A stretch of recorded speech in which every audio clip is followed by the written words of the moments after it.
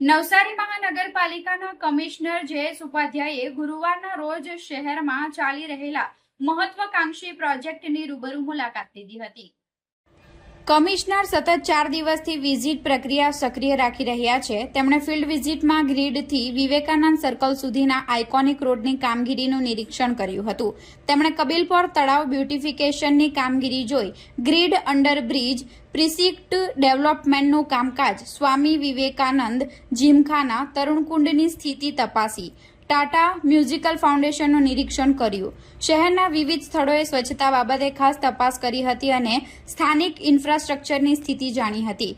મુલાકાત દરમિયાન કમિશનરે સંબંધિત અધિકારીઓને સૂચના આપી હતી, દરેક પ્રકલ્પમાં ઉચ્ચ ગુણવત્તાની કામગીરી જળવાઈ રહે, તમામ પ્રોજેક્ટ નક્કી કરેલી ડેડલાઇનમાં પૂર્ણ થાય, નાગરિકોને વહેલી તકે આધુનિક સુવિધાનો લાભ મળે તે માટે એનએમસી વહીવટી તંત્ર નવસારીને વધુ સુવિધાજનક અને સ્માર્ટ સિટી બનાવવા માટે કટિબદ્ધ હોવાનું જણાવ્યું હતું।